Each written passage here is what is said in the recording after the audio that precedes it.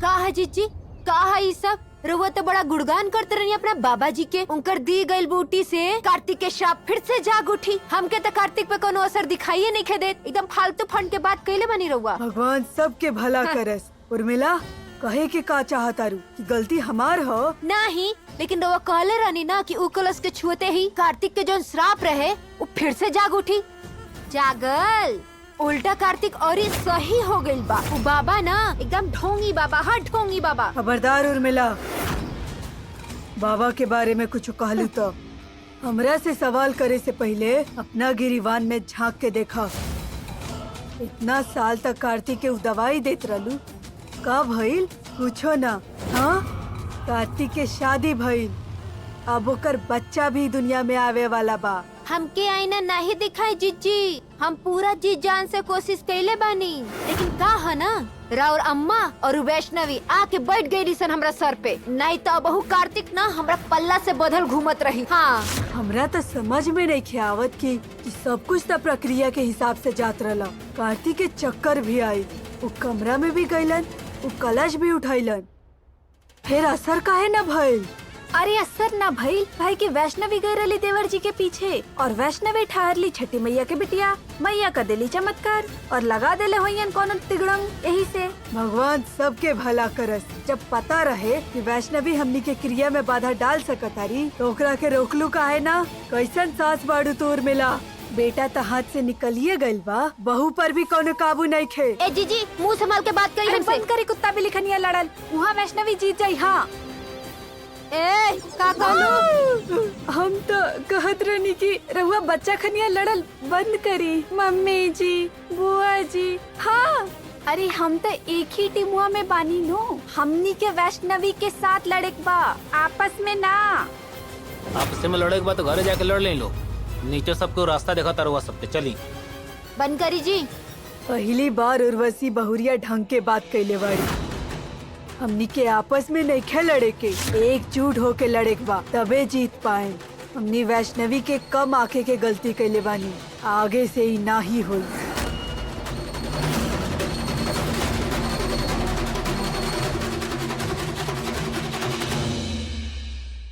आ गई नी सब जी यहाँ से निकली तो सुकून मिली।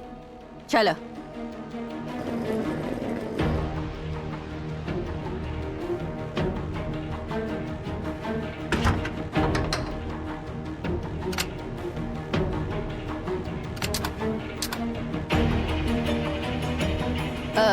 चलो।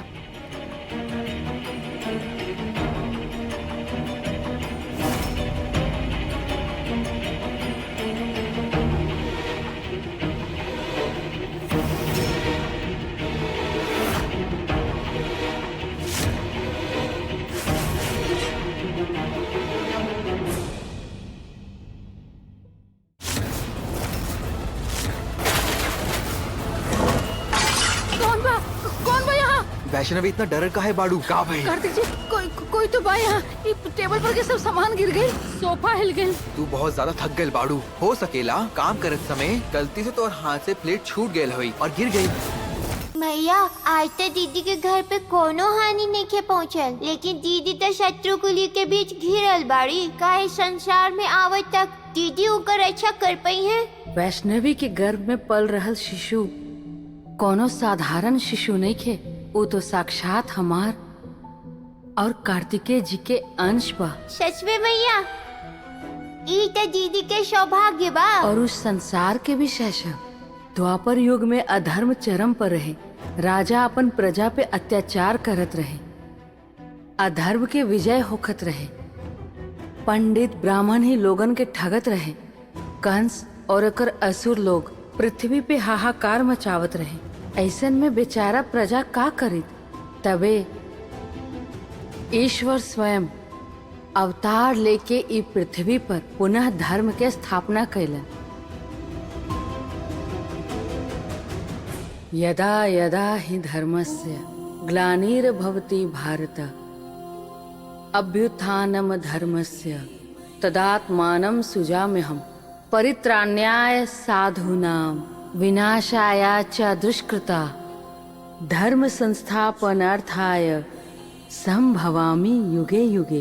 ई तो भगवत गीता में लिखल बा ना मैया। हाँ शैशव, और वही गीता में प्रभु श्री कृष्ण अर्जुन के उपदेश देत कहत बाड़न, जब जब संसार में धर्म के हानि और अधर्म के वृद्धि हुई, तब तब हम निराकार ईश्वर साकार रूप लेके प्रकट होखेनी और धर्म के पुनः स्थापना करेनी।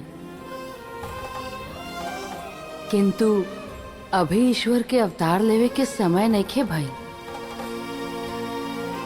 काहे कि कलयुग में अवतार लेवे खातिर ईश्वर की ई युग के अंत समय आवे के प्रतीक्षा करे के पड़ी। ऐसन स्थिति में ईश्वर कोनो कारक पुरुष आ स्त्री के सहायता लेवेलन। कारक पुरुष अर्थात मैया? कारक पुरुष दिखे में तो कोनो साधु असाधारण मनुष्य के तरह ही होखेला, बाकी उनका में असामान्य शक्ति होखेला। उनकर जीवन के लक्ष्य संसार के भोग विलास ना, बल्कि धर्म, सत्य और शांति के स्थापना होखेला। वैसे ही एगो कारक संतान वैष्णवी के गर्भ में पलता, जो पृथ्वी पे एगो महान उद्देश्य खातिर जन्म लेवता, जेकर रक्षा ईश्वर गण मिल के करी। अर्थात हमने के ओकर सुरक्षा खातिर चिंतित होकर की आवश्यकता नहीं थे। कदापि ना।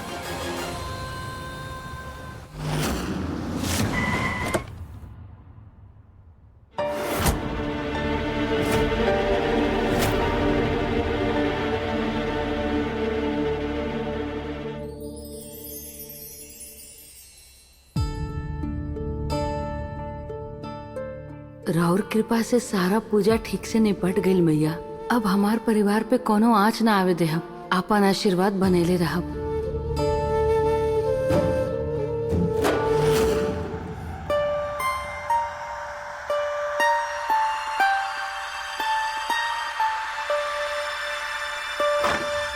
चला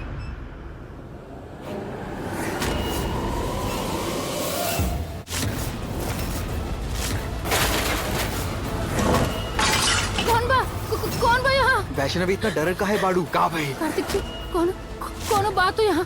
सोफा अपने आप हिल गई, टेबल के सामान भी गिर गई। बहुत ज्यादा थक गए बाड़ू। हो सकेला काम करत समय गलती से तोर हाथ से प्लेट छूट गयल हुई और गिर गई।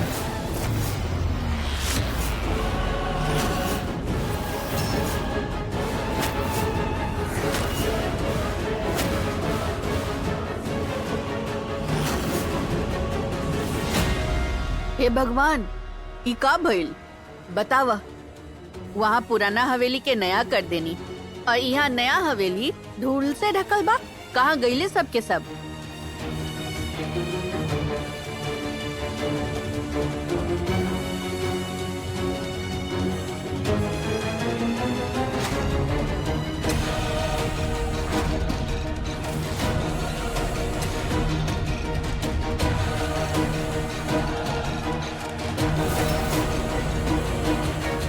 बतावा, इहे होता 2 दिन घर में ना रह त नौकर चाकर अपना के मालिक समझे लागेला। देखा, एगो पत्ता भी यहाँ से वहाँ नहीं के खिस गईले। इतना गंदा फैला के रख ले बा। माफ करी है माता जी।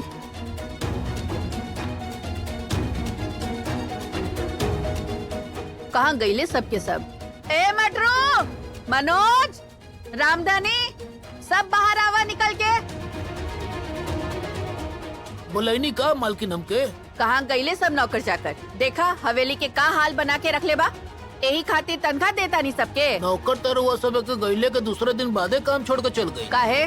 पुरानी हवेली से कोनो खबर आयल रहे, कोई कोनो हादसा भइल बा। और कलश रहे ना, वो फिर से खुल गई। भैया जी के श्राप वापस आ गई बा। बड़की मालकिन जैसे ही खबर सबके पता चलल ना, सब नौकर घर छोड़ के भाग गए। हमार का बा, हम तो बाहर रहनी ना, हमारा कोनो ऐसा फर्क नहीं पड़त। कलश वाला बात यहाँ तक कैसे पता चल गई? अरे मुरी मैया, मम्मी जी, हमने गए रहनी देवर जी के शराब छुड़वावे। लागत उहे शराब हमने के हवेली के लाग गल बा। शुभ शुभ बोला बहुरिया। दिमाग खराब हो गइल बा ये सब नौकरन के। कौनो बात नहीं खे, आज थोड़ा तकलीफ होखे, कल दूसरा नौकरन के इंतजाम कर ले। अब ऐसन गंदगी में ते ना रह सके नी, तो हम सबके सफाई करे के पड़ी। दादी रवा न सही कहा तानी, हमरे से न गंदगी या धूल में रहल न जाला। हमरे न धूल से बहुत एलर्जी बा। हाँ, हम सफाई करी भी तो कैसे करी? हाँ, अम्मा हम अपन का कही, हमार तो घुटना ही बोल गइल बा। ठंडी के मौसम आ गइल बा ना अम्मा। सफाई हमहू कर देती अम्मा, लेकिन का हनु की तारा हवेली के बारे में हम कुछ जानते नहीं थी। वैसे ये हवेली सुंदर बहुत बा। रउआ सभे के कुछ करे के जरूरत नहीं खे, हम सफाई कर ले। देख लू, ई बाड़ी हमार बहुरिया। ऐसन हालत में भी तुरंत तैयार हो गई बड़ी। एगो तू लोग बाड़ू, तू लोग से कुछ ना होई। हमरा उम्मीद नहीं के तो हम लोगन से। जा जाके आराम करा। वैष्णवी, सबसे पहले हमनी के मंदिर के सफाई कर लियल जा। जी दादी। और हाथ पैर धो के दिया लगा लियल जा, फिर घर के सफाई करम। 2 दिन से मंदिर में दिया भी नहीं खे लागल, ऊ पहले कर ले। हाँ, यही कारण तो सब बुरा बुरा होता घर में। चली जी। हाँ, ए रउआ आओ तनी की नहीं है? ये सब हमारा वजह से भइल बा। ऐसा ना बा कार्तिक जी, हमार माई तो बहुत दयालु बिया। ये सब पूजा पाठ तो हमनी अपन मन के शांति खातिर करे नहीं जा। अगर हमनी पूजा पाठ ना करब तो ऐसा थोड़ी ना बा कि मैया हमनी से रूठ जी हैं।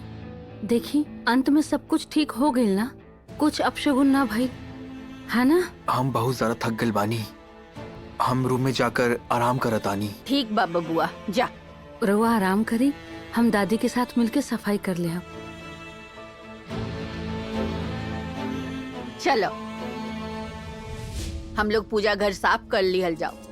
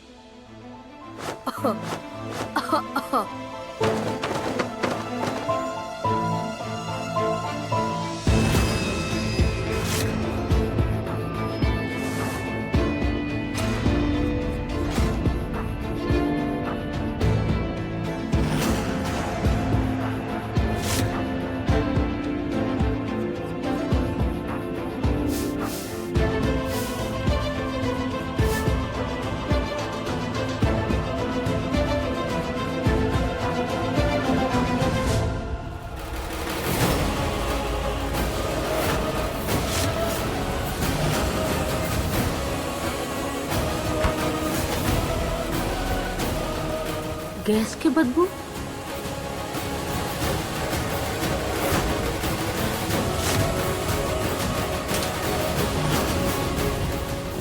शायद हम ही गलती से चालू छोड़ दिले हो गैस।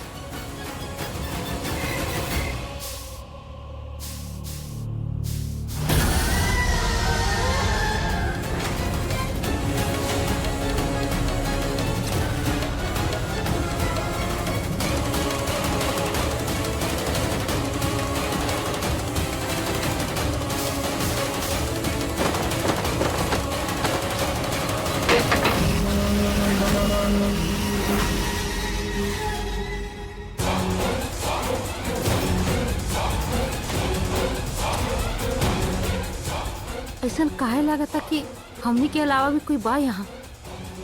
इतना तेज तो हवा भी नहीं खे चलत कि कुर्सी गिर जाए।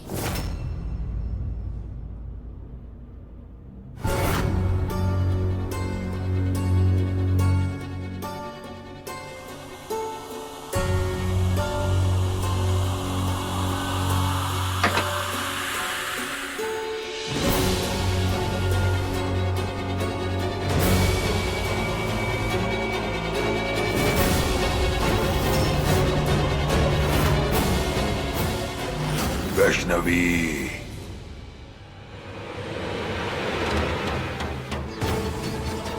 केहू केहू बा का? अगर केहू नहीं त हमार नाम कौन पुकारता? शायद थकान के वजह से हमार दिमाग सही से काम नहीं करत। पुरानी हवेली में भी हम अच्छा से सोना पहनी है। जल्दी से काम खत्म करके थोड़ा देर सूत रहता नहीं।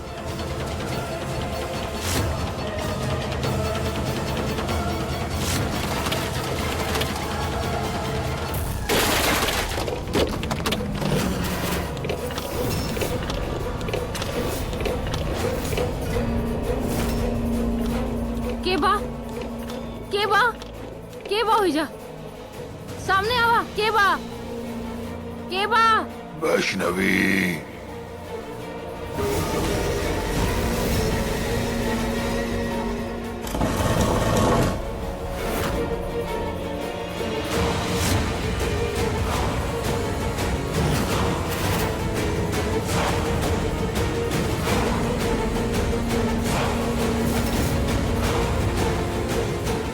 वैष्णवी। कौन बा? के बा? सामने आवा। के बा?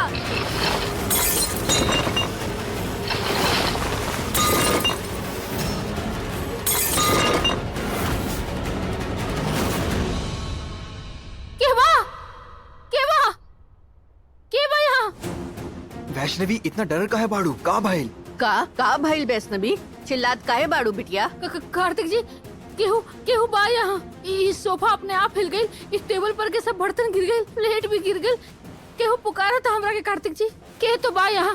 के बा? Vaishnavi relax, calm down. ऐसे कैसे हो सकेला? हाँ हो सकत रहे जैसे कि पुरानी हवेली में डर लागत रहे, वही सब सोचा तारू तबे तो डर लगता। That's it. ई तोहार मन के वहम हो सकेला। रिलैक्स। ना कार्तिक जी सच कहता नहीं, हम सच कहता नहीं। हमरा बहुत डर लगा था कार्तिक जी। Vaishnavi calm down. कोनो नौकर भी नहीं के जो ऐसा हरकत कर सकेला। ये सब तोहार मन के वहम बा और कुछ नहीं के। रोज समझत काहे नहीं की कार्तिक जी? हम कहता नहीं ना, हम जहाँ जहाँ सफाई करे जाता नहीं, ऐसे लगता जैसे हमारे पीछे कोनो घूमता। केहू बा कार्तिक जी, हमरा बहुत डर ठीक लगता। बा, सबसे पहले काम कहाँ कहले बाड़ू? सफाई कहाँ कहलू?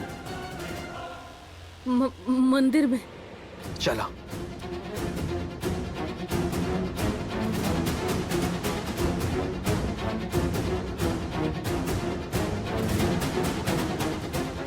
वैष्णवी केहू नहीं के जा। सबसे पहले साफ सफाई एजी कहलू, कुछ नहीं के। हाँ उस समय तो हम भी रहनी वैष्णवी के साथ, केहू न रहे एजा।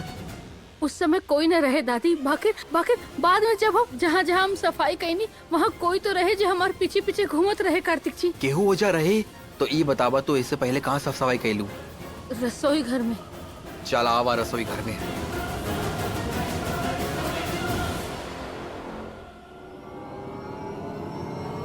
हे भगवान, ई के फैले ले बा?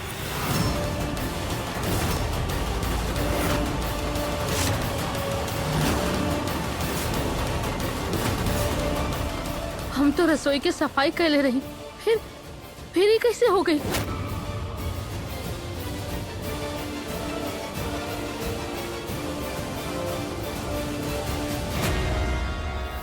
सफाई कईल रसोई लागत नहीं खे।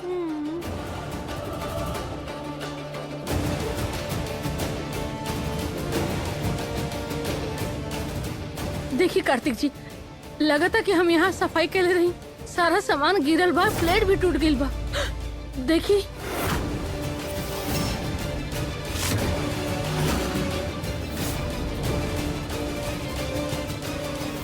हम सब समझ गए नहीं, तू बहुत ज्यादा थक गल बाड़ू।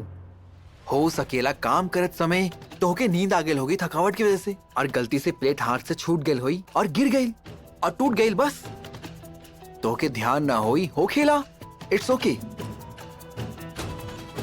ना कार्तिक जी, रोवा समझत नहीं की, ऐसा कुछ न भइल रहे, हमारा आँख के सामने गिरल रहे ये प्लेट। अगर ऐसा बता दी ता साफ सफाई ई वक्त न हुई तो कोई परेशानी बा? ना बबुआ, ऐसन कौनो परेशानी नहीं खे। ये हालत में वैष्णवी इतना काम करत तारी तो दिमाग पे असर पड़ी। जे नौकर के हमरा के कल बुलावे के बा, आप भी बुला के काम करवतानी। इतना रात के कौन नया नौकर मिली हसन? माई जब नौकर आई तभी साफ सफाई हुई। ई काम से ज्यादा जरूरी वैष्णवी की हेल्थ बा। तू सही कहा तारा बबुआ, पता नहीं हमरी बुद्धि के का हो गइल बा जो हम एकरा के टोकने नहीं ना। साफ सफाई बहुत हो गई, बस अब ठीक बा। तू जाके आराम कर वैष्णवी। वैष्णवी चलो कार्तिक जी, कार्तिक जी। चलो।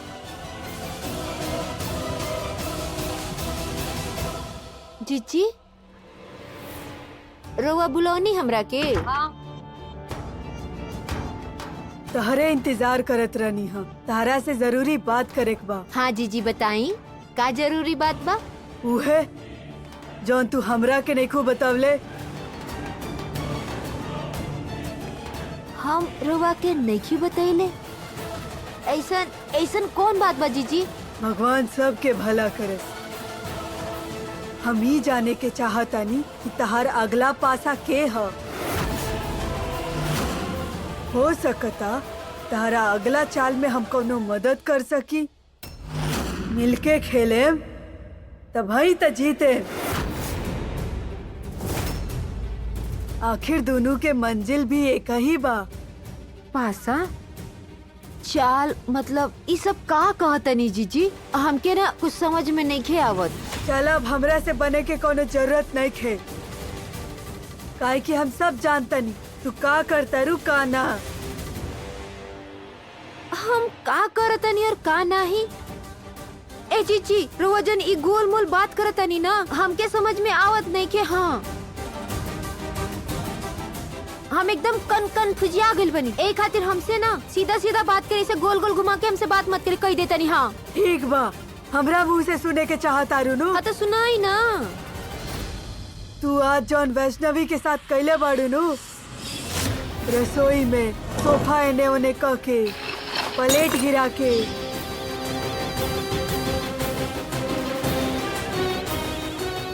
छी हम कैले बनी हम कैले बनी ई सब। अरे हमके लागल रउआ कैले बनी ई सब, कसम से। हाँ उहे तो। अरे बुआ जी हम का समझनी कि रउआ हमरा के आगे के प्लानिंग समझावे खातिर बुलवनी हा। हाँ भगवान सबके भला करस। लेकिन उर्मिला हम यहाँ आइला के बाद कुछो बुरा नहीं की कैले ना, कुछो अभी तक सोच के रख ले बानी। अरे दादा रे दादा, ई तो अचंभा हो गल जीजी। और ये अगर रउआ ई सब नहीं की कैले और ई हम भी नहीं की कैले तो के कैले भाई सब?